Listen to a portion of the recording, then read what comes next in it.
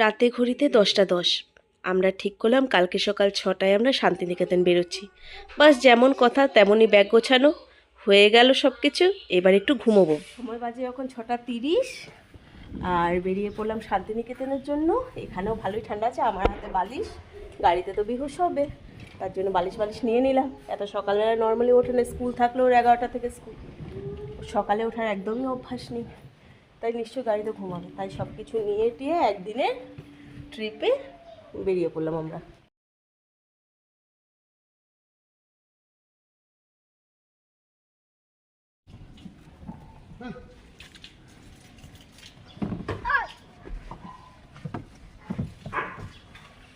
অর্ণব, সবাইকে একটু good morning বলে দাও। গুড মর্নিং সবাই। তো এই আমাদের জার্নি শুরু হলো। আগের থেকে আমার বান্ধবী আর বান্ধবীর বর সুমনা আর সুমনার বর গাড়িতে উঠবে। আমি নামলাম, আমি একটু ওয়াশরুম যাব সুমনাদের বাড়িতে। ওরা এখনো নামেনি। এই সুমনা, বেরো। ভালোই ঠান্ডা পড়েছে কলকাতায়, জানি না শান্তিনিকেতনে কতটা ঠান্ডা পাবো গিয়ে। চলে এলাম, সুমনাদেরকে এখনো দেখতে পাচ্ছি না। পাটা দেখ লাল হয়ে আছে। টাটা।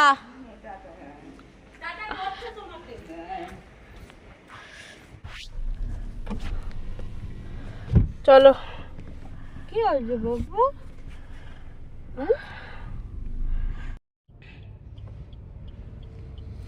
কিস্তাইন কিস্তাইন কি হয়েছে বাবা, মুখটা ঢাকছো কেন গো?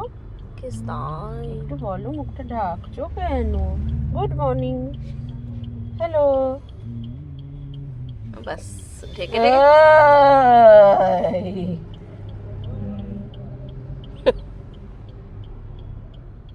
টুকি। बहते हैं नजरे बचा के बदरंग में।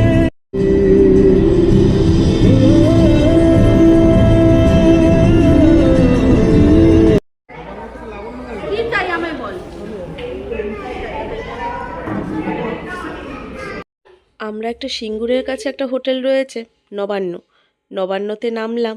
নেমে এখান থেকে একটু ব্রেকফাস্ট করব সবাই মিলে। অনেক সকালে বেরোনো তো, কিছু খাওয়া হয়নি, তো ব্রেকফাস্ট করে এখান থেকে আবার স্টার্ট দেবো মোটামুটি আধ ঘন্টা সময়ের মধ্যে। এই যে তুই এখান থেকে নিয়ে একটু খাইয়ে দে। আগে এটা খা। একটা চা হবে এখন। আচ্ছা, তোমরা দুজন খুব সুন্দর, তাই তোমাদেরকে এবার ডাল না আলুর দম দেবো।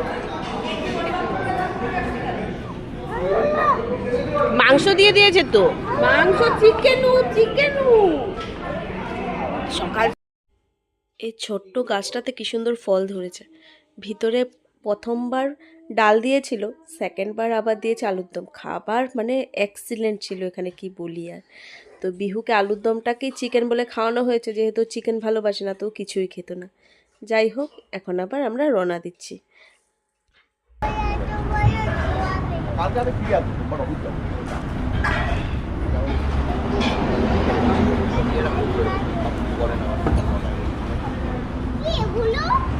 বলো, ধরে না বকবে। আমরা বহু বছর আগের থেকেই এই হোটেলটাতে মোটামুটি খাওয়া দাওয়া করি, খুব ভালো খাওয়া দাওয়া। কিন্তু তখন এটার নাম ছিল নবান্ন, এখন এটা নতুন নাম হয়েছে লাবণ্য। জানি না পেছনে কারণটা কি।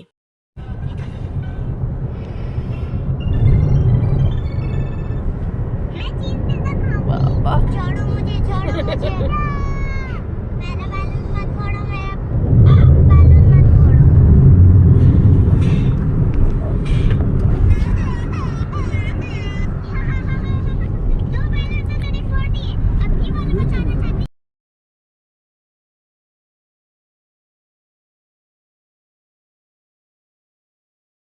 প্রতি মাসে এভাবে কোথায় না কোথায় যাওয়াটা একটা নেশা। এই নেশাটাকেই ধরে রাখতে হবে। ভুল বলছি হয়তো, নেশা কথাটা খুবই একটা নেগেটিভ ওয়ার্ড। এটা একটা মেডিটেশন বলতে পারেন। হ্যাঁ, ঘুরতে হয়, তাহলেই মনটা ভালো থাকে। 2015-তে যখন আমি এসেছিলাম, এই রাস্তাটা তখন মাটির ছিল। দেন আবার ওই 2017 নাগাদ যখন এলাম তখন রাস্তা হয়ে গেছিলো ভালোই, এখনও দেখছি মোটামুটি সুন্দরই করে রেখেছে, রাস্তাঘাট অত বেশি খারাপ নয়। না হওয়ার কারণ হচ্ছে সোনারঝুরির হাটটা, এই হাটটার জন্য এখানে সবাই আসে। আমরা সোনারঝুরিতেই একটা রিসোর্টে থাকছি, আপনারা আগের ভিডিওতেও দেখেছেন, আমি ওই রিসোর্টটাই বুক করেছি। আবার এই ড্যামটা পেরোলাম, সোনারঝুরি হাট এখান থেকে শুরু হবে, রিসোর্টে গিয়ে দেখা হচ্ছে।